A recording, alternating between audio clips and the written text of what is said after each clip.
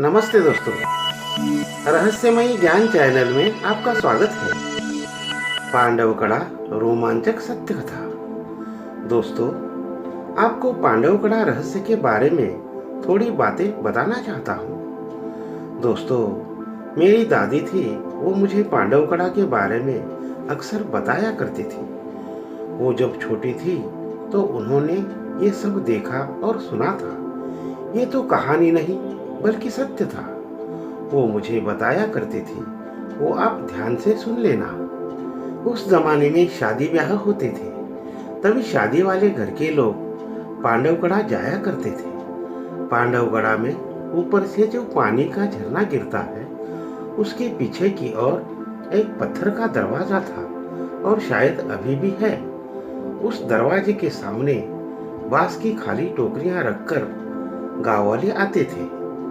टोकरियों के मुहाने पर सफेद कपड़ा बांधकर वो टोकरियां उस पत्थर के दरवाजे के सामने रखकर आते थे। टोकरियां रखते समय शादी ब्याह वाले घर का मालिक उस दरवाजे के सामने प्रार्थना करता था, हे भगवान, मेरे घर में कल शादी है तो मुझे गहने गांठे और शादी का सामान चाहिए।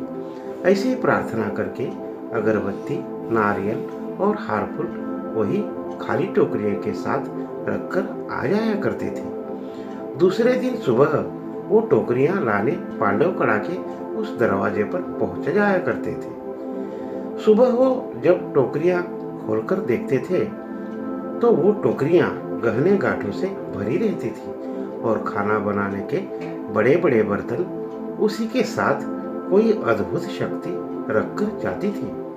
फिर वो गांव वाले लोग वो सामान लेकर शादी ब्याह करते थे, लेकिन उसका एक नियम था।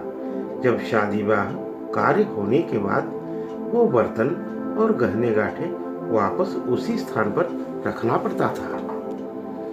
ये कार्य हमेशा चलता था और इसी युग की ही बात है। फिर आगे क्या हुआ, ध्यान से सुन लेना। ऐसे ही उस गांव में शादी थी तो वो घर वाले उसी प्रकार से गहने गांठे, बर्तन, कपड़े आदि सामान ले आए और शादी ब्याह कार्य पूरा होने के बाद वो गांव वालों के मन में पाप आया।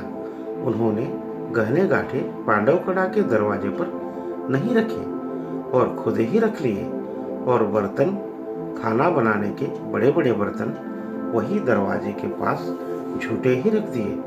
फिर वो दरवाजा बंद हो गया। दोस्तों, वो गहने गांठे उसी दरवाजे के सामने न रखकर वो गांव वालों ने बड़ी भूल कर दी थी। फिर वो अद्भुत शक्ति का प्रकोप होने लगा। वो गांव वाले मरने लगे, हर घर में मौतें होने लगी। फिर वो गांव वाले गांव छोड़कर वहां से भागने लगे।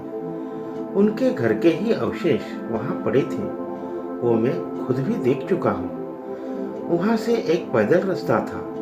मैं जब अपनी दादी के साथ वहां से गुजरते समय दादी से पूछता था कि वो किसके घर थे और वहां अब कोई भी नहीं, तो दादी बताया करती थी कि वो वही लोगों की बस्तियां थी, लेकिन अभी वहां कोई भी नहीं रहता।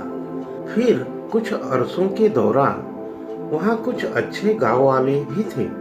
उन्होंने उस पांडवकड़ा के दरवाजे के सामने भजन कीर्तन शुरू किए कि दरवाजा खुल जाए, लेकिन दरवाजा न खुला। उसी दौरान वहां एक साधु आया और उस दरवाजे के सामने तपस्या करने लगा। ऐसे ही वो रोज तपस्या करने लगा।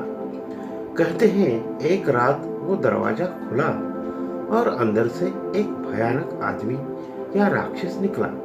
उसके हाथ में चाबुक कोड़ा था, उसकी आंखें लाल थी, उसके दांत बाहर निकले थे। उसको देखकर वो साधु हिम्मत नहीं जुटा पाया और वहां से भाग निकला। तभी से अभी तक वो दरवाजा बंद है।